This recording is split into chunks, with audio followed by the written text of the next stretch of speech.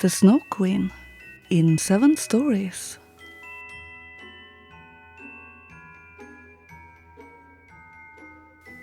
Third story, The Flower Garden of the Woman Who Could Conjure. But how did it fare with little Gerda when Kay did not return? What could have become of him? No one knew. No one could give information. The boys only told that they had seen him bind his sled to another very large one, which had driven along the street and out at the town gate. Nobody knew what had become of him.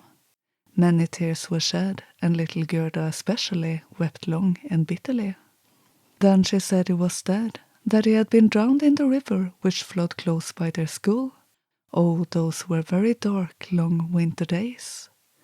But now spring came, with warmer sunshine. Kay is dead and gone, said little Gerda. I don't believe it, said the sunshine. He is dead and gone, she said to the sparrows. We don't believe it, they replied, and at last little Gerda did not believe it herself. I will put on my new red shoes, she said one morning, those that Kay has never seen, and then I will go down to the river and ask for him. It was still very early. She kissed the old grandmother, who was still asleep, put on her red shoes, and went quite alone out of the town gate towards the river. Is it true that you have taken away my little playmate from me? I will give you my red shoes if you will give him back to me. And it seemed to her as if the waves nodded quite strangely. And then she took her red shoes, that she liked best of anything she possessed, and threw them both into the river. But they fell close to the shore, and the little wavelets carried them back to her, to the land. It seemed as if the river would not take from her the dearest things she possessed, because he had not her little Kay. But she thought she had not thrown the shoes far enough out, so she crept into a boat that lay among the reeds. She went to the other end of the boat and threw the shoes from thence into the water. But the boat was not bound fast, and at the movement she made it glided away from the shore. She noticed it and hurried to get back. But before she reached the other end, the boat was a yard from the bank, and it drifted away faster than before. Then little Gerda was very much frightened and began to cry. But no one heard her except the sparrows, and they could not carry her to land. But they flew along by the shore and sang as if to console her.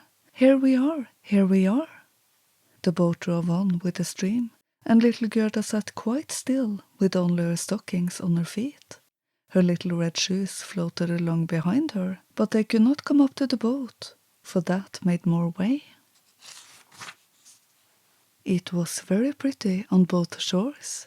There were beautiful flowers, old trees, and slopes with sheep and cows, but not one person was to be seen. Perhaps the river will carry me to little Kay, thought Gerda, and then she became more cheerful and rose up, and for many hours she watched the charming green banks. Then she came to a great cherry orchard, in which stood a little house with remarkable blue and red windows. It had a thatched roof, and without stood 2 wooden soldiers who presented arms to those who sailed past. Gerda called to them, for she thought they were alive, but of course they did not answer. She came quite close to them. The river carried the boat towards the shore. Gerda called still louder, and then there came out of the house an old woman, leaning on a crutch. She had on a great velvet hat, painted over with the finest flowers. You poor little child, said the old woman. How did you manage to come onto the rolling river and to float thus far out into the world? And then the old woman went quite into the water, seized the boat with her crutch stick, drew it to land, and lifted little Gerda out. And Gerda was glad to be on dry land again, though she felt a little afraid of the strange old woman. Come and tell me who you are and how you came here, said the old lady. And Gerda told her everything, and the old woman shook her head and said, Hem, hem.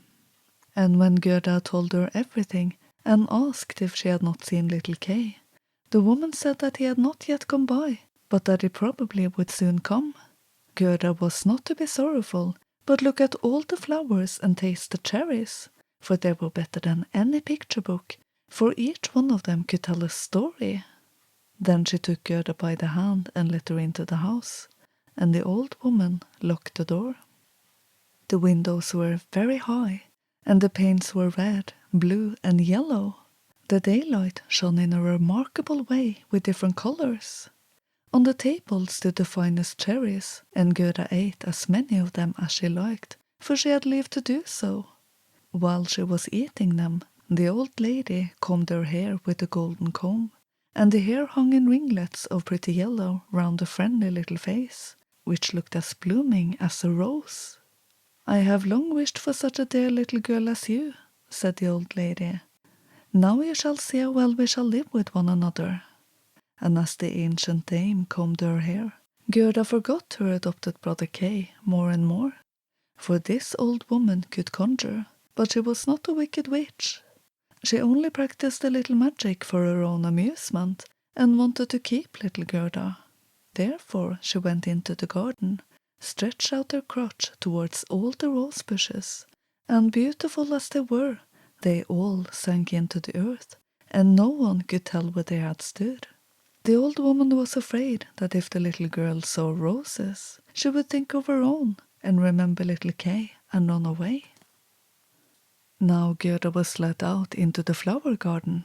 What fragrance was there, and what loveliness! Every conceivable flower was there in full bloom, and there were some for every season. No picture book could be gayer and prettier. Gerda jumped high for joy, and played till the sun went down behind the high cherry trees. Then she was put into a lovely bed with red silk pillows stuffed with blue violets, and slept there and dreamt as gloriously as a queen on her wedding day. One day she played again with the flowers in the warm sunshine, and thus many days went by. Gerda knew every flower, but as many as there were of them, it still seemed to her as if one were wanting, but which one she did not know. One day she sat looking at the old lady's hat with the painted flowers, and the prettiest of them all was a rose. The old lady had forgotten to efface it from her hat when she caused the others to disappear. But so it always is when one does not keep on wits about one. "What? Are there no roses here?" cried Gerda, and she went among the beds, and searched, but there was not one to be found. Then she sat down and wept. Her tears fell just upon the spot where a rosebud lay buried, and when the warm tears moistened the earth, the tree at once sprouted up as blooming as when it had sank. And Gerda embraced it and kissed the roses, and thought of the beautiful roses at home, and also of little Kay. "Oh, how I have been detained," said the little girl. "I wanted to seek for little Kay. Do you not know where he is?" she asked the roses. "Do you think he's dead?" "He is not dead," the roses answered. "We have been in the ground. All the dead people are there, but Kay is not there." "Thank you," said little Gerda, and she went to the other flowers, looked into the cups, and asked, "Do you not know where little Kay is?" But every flower stood in the sun thinking only of her own story, or a fancy tale. Gerda heard many of them, but not one knew anything of Kay. And what did the tiger lily say? "Do you hear the drum? Rub-dub. There are only two notes, always rub-dub. Hear the morning song of the women. Hear the call of the priests. The Hindu woman stands in her long red mantle on the funeral pile. The flames rise up around her and her dead husband.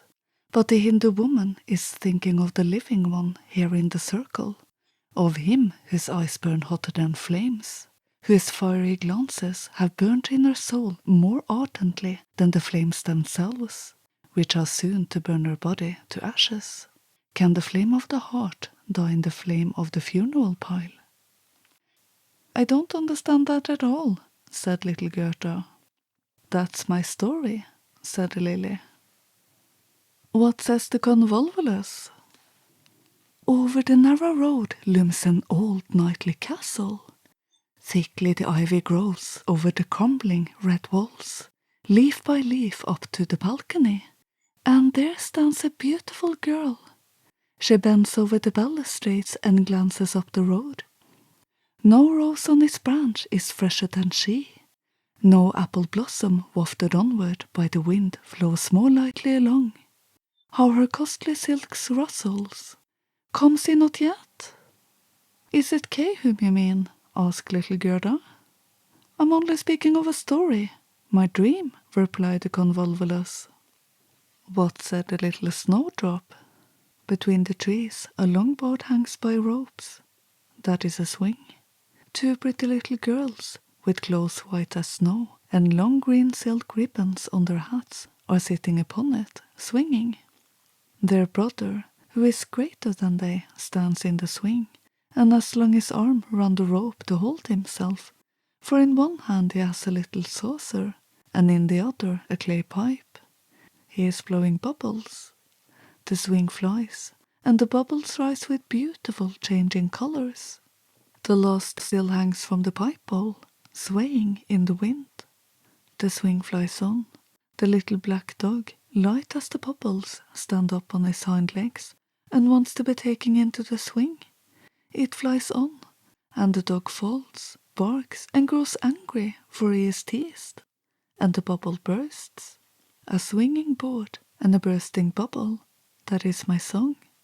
It may be very pretty what you're telling, but you speak it so mournfully, and you don't mention little Kay at all.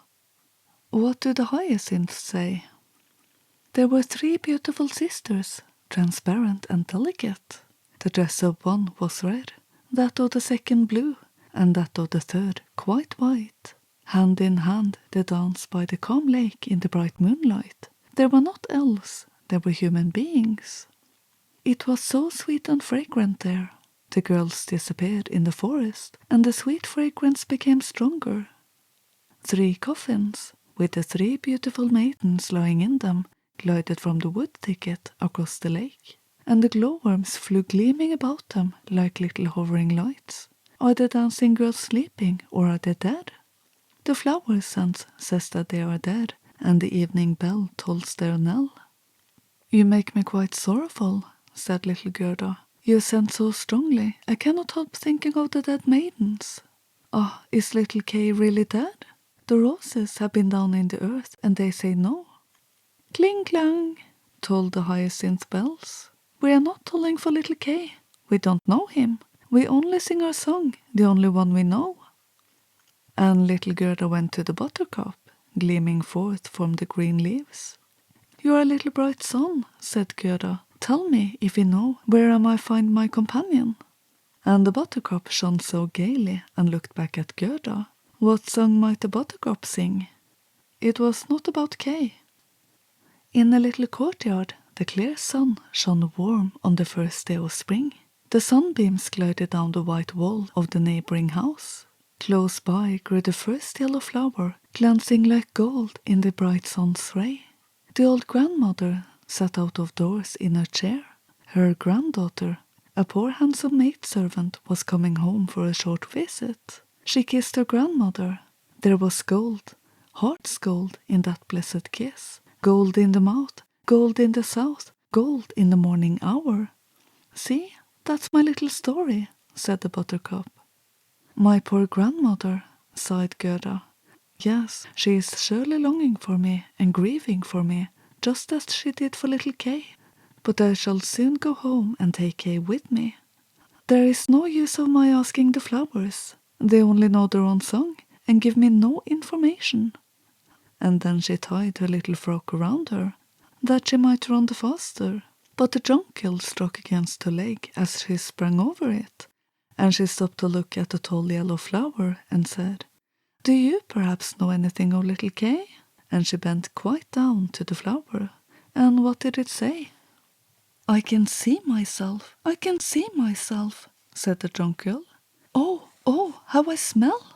Up in the little room in the gable stands a little dancing girl. She stands sometimes on one foot, sometimes on both. She seems to tread on all the world. She is nothing but an ocular delusion. She pours water out of a teapot on a bit of stuff. It's her bodice. Cleanliness is a fine thing, she says. Her white frock hangs on a hook. It has been washed in the teapot too, and dried on the roof. She puts it on, and ties her saffron handkerchief around her neck, and the dress looks all the whiter. Point your toes. Look how she seems to stand on a stalk. I can see myself, I can see myself. I don't care about all that, said Gerda. You need not tell me that. And then she ran to the end of the garden. The door was locked, but she pressed against the rusty lock and it broke off. The door sprang open, and little Gerda ran out with naked feet into the wild world. She looked back 3 times, but no one was there to pursue her. At last she could run no longer and seated herself on a great stone, and when she looked around, the summer was over. It was late in autumn. One could not notice that in the beautiful garden, where there was always sunshine and the flowers of every season always bloomed. Alas, how I have loitered, said little Gerda. Autumn has come, I may not rest again. And she rose up to go on. Oh, how sore and tired her little feet were. All around it looked cold and bleak. The long willow leaves were quite yellow, and the dew fell down like water. One leaf after another dropped.